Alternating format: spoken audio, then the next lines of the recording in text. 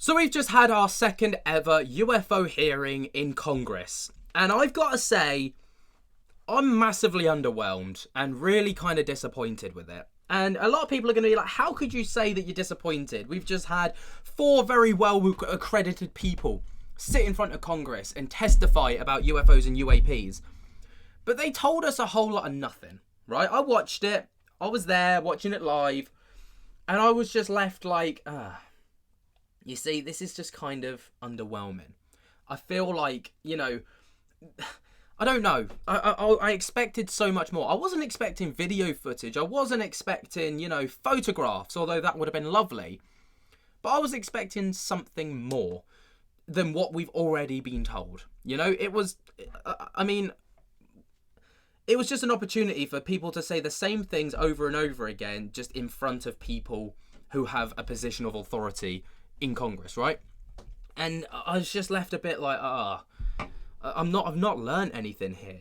Now, it may have something to do with this. So this was posted by John Greenwald Jr. a little bit before the congressional hearing took place. And it says, great timing. US Navy just denied more UAP-related information just prior to the start of the UAP hearing, which will be talking about excessive secrecy related to UAP. Lol, more on that later. Back to the hearing, right? So, it may have had something to do with that, but I was listening, like I say, I've got a lot of the clips up so we can kind of talk about it, but this was one of Lou Elizondo's testimonies at the House Oversight of the UAPs, and again, it just feels like stuff that we've already heard. Take a little listen to this. I will now recognize Mr. Elizondo for his opening statement. Greetings, Chairwoman Mace, Chairman Grothman, Ranking Members Connolly and Garcia, and members of the committee.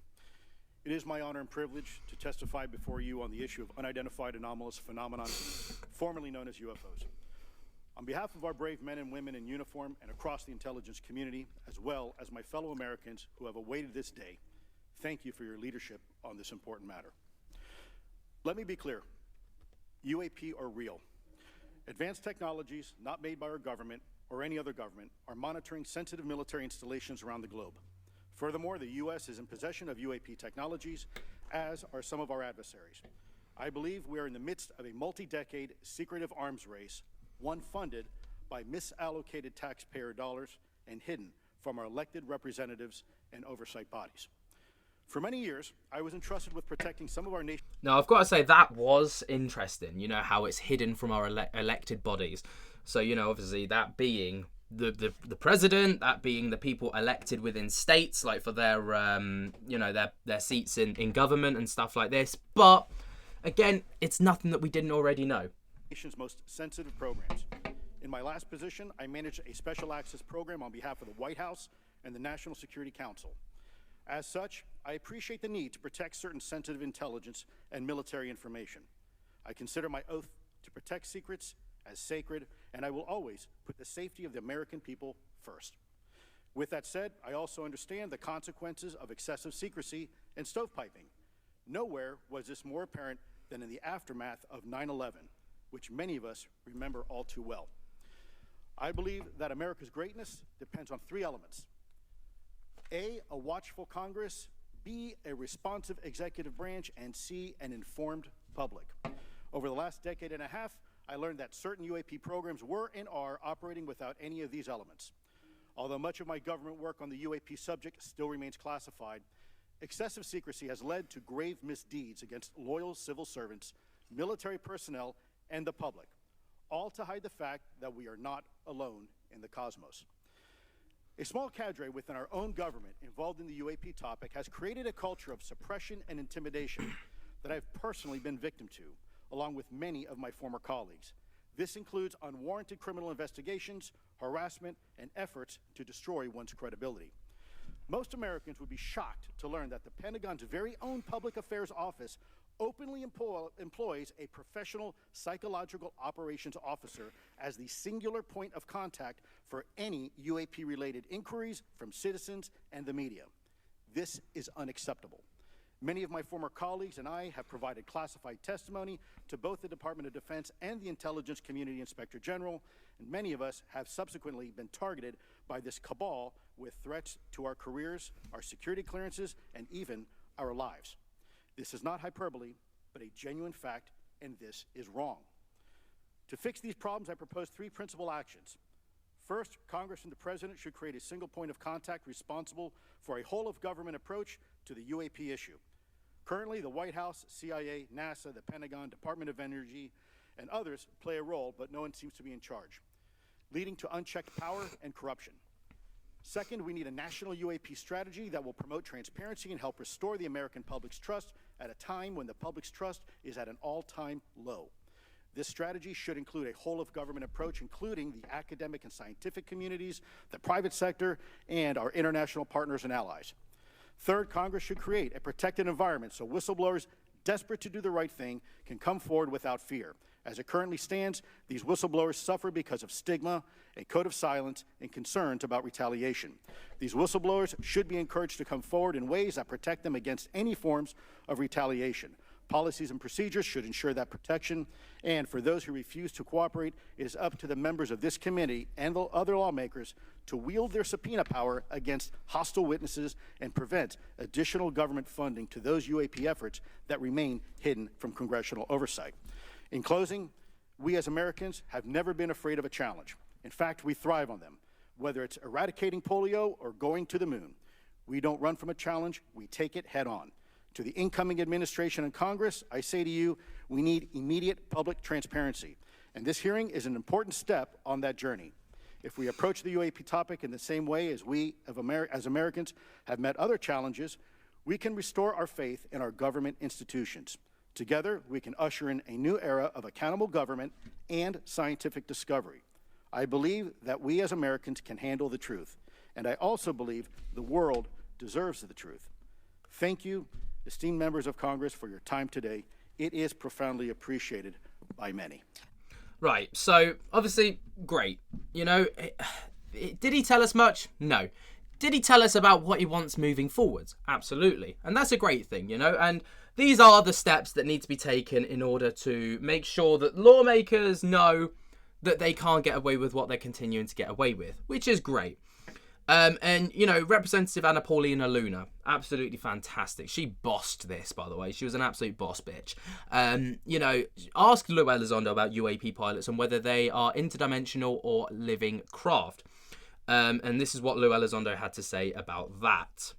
Mr. Elizondo, in regards to these aircraft being piloted by whatever they might be, non-human biologics, would you agree that it's likely that they are being piloted by some mind-body connection? Ma'am, I think it is safe to presume here that they are being intelligently controlled because they, in some cases, seem to anticipate our maneuvers, and in other cases, they seem to, you know, I came across an email where the word "stalked" was used in a very secure email between Navy officers discussing their ships being pursued by a UAP.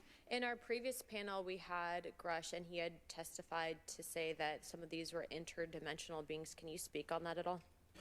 Ma'am, I'm not qualified, certainly as a scientist or otherwise, to speculate points of origin. I looked at everything from a scientific perspective. So if you look at, for example, instantaneous acceleration, which was one of the observables of the program that I belong to, ATIP, the human body can withstand about 9 G-forces for a short period of time before you suffer negative biological consequences, blackouts and ultimately redouts and even death. Comparison, our best technology, the F-16, which is one of this older platform, but one of our most highly maneuverable aircraft, manned aircraft, made by General Dynamics, can perform about 17 or 18 G-forces before you start having structural failure, meaning that the airframe begins to disintegrate while you're flying. The vehicles we're talking about are performing in excess of 1,000, 2,000, 3,000 Gs. So are you, I guess, would it be safe to infer that they're living craft? You know, I'm not prepared at this point to state for the record is something alive or not, because even that definition is, there was a time in science we thought that life required oxygen, and we now know that's not true. There are anaerobic bacteria that thrive in oxygen environments that lack oxygen. And so also same with photosynthesis. When I was in college, I was told everything is derived from photosynthesis as a form of energy.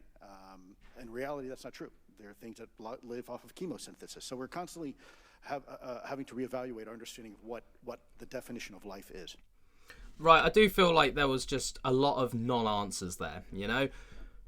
Paulina Luna asked some fantastic questions, and the responses we got were kind of lackluster, in my opinion. You know, it was like, I can't answer that, can't answer that, don't know about that, not sure about that, not qualified to talk about that. It's like, then why are you here? Do you know what I'm saying? Like, this is why I found it incredibly underwhelming. There was no, outside of what we'd already been told and what he had prepared to tell, there was not a lot of information provided. You know, there wasn't a lot of, you know, yeah, like this is anything outside of what we already had been told by Lou Elizondo. But he also testified that the US government operates a secret UFO crash retrieval program designed to identify and reverse engineer alien craft. Lou Elizondo also confirmed that the government employees have been injured in, quote, UAP accidents. Again, this is stuff that we found out from David Grush last year, but let's hear what Lou had to say. Has the government conducted secret UAP crash retrieval programs, yes or no? Yes. Okay, were they designed to identify and reverse engineer alien craft, yes or no? Yes. Does the U.S. government have any reverse, okay, we already answered that question about retrieval programs. Do any U.S. contractors have the same? I would prefer to address that in a closed session, ma'am. Okay. In your book, you mentioned government employees who've been injured by UAPs, placed on leave, and receiving government compensation for their injuries. Is that correct? That is correct. How can the government deny we have recovered craft if they're paying people because they've been injured by recovered craft? Ma'am, that's a great question. That's why I think we're here again, because I've seen the documentation by the U.S. government for several of these individuals who have sustained injuries as a result of a UAP incident.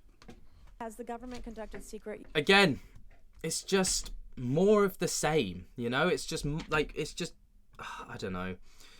He also spoke about Lockheed Martin, which, of course, is a very infamous case. Military exercises and workups, but in other intelligence efforts as well. In terms of material that's given to private contractors, is certain material given to certain contractors because of their experience? So, for example, if it's related to submerged and undersea propulsion, would it go to a general contractor like General Dynamics?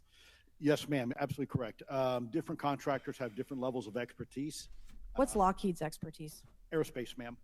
In the UAP space, that's all that they wouldn't do submerged. No, I didn't say that, ma'am. Okay.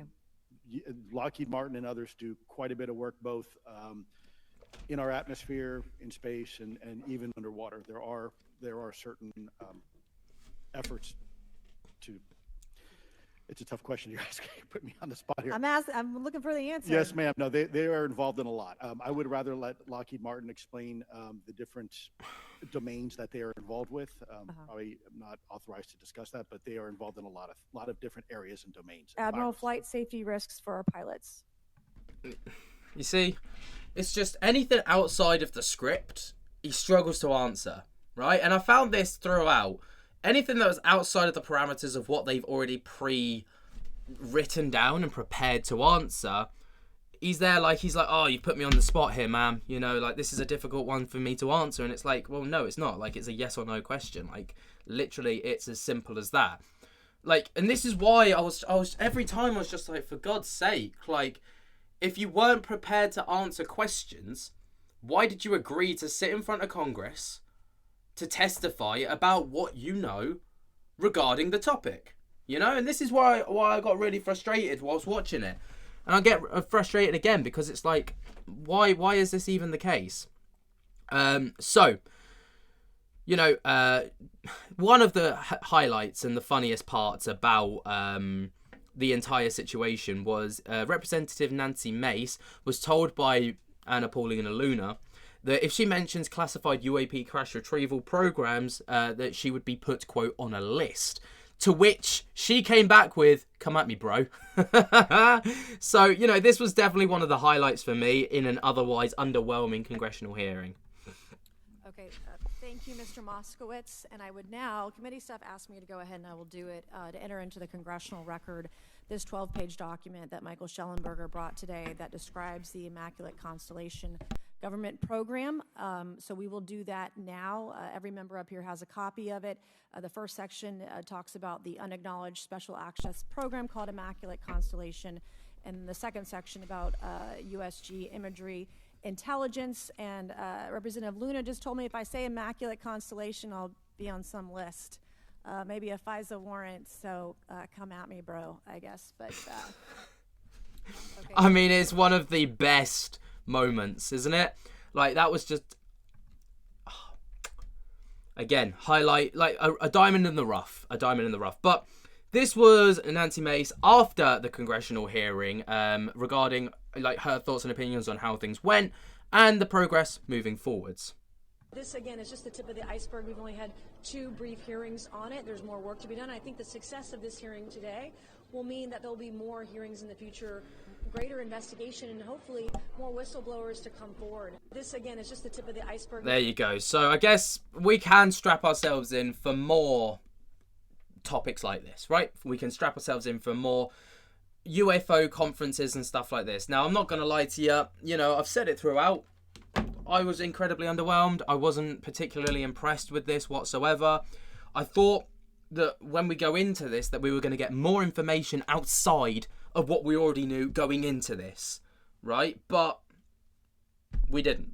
We just got more of the same stuff. And that's why I feel like it's not, it hasn't progressed us forwards, you know? Like, maybe it has behind the scenes. Maybe now things can be implemented for things to come out. But in terms of, like, if you compare this to last year's congressional hearing, I felt like we walked away with a lot more knowledge and information on the topic. Whereas with this one, not so much. What do you guys think, though? Let me know your thoughts and opinions down in the comments below. Maybe you think I'm completely wrong, which is absolutely fine. Let me know your thoughts about that down below. And I cannot wait to hear your thoughts and opinions. Jump together, hell out that like button if you haven't already. And until next time, I'll speak to you later. Peace.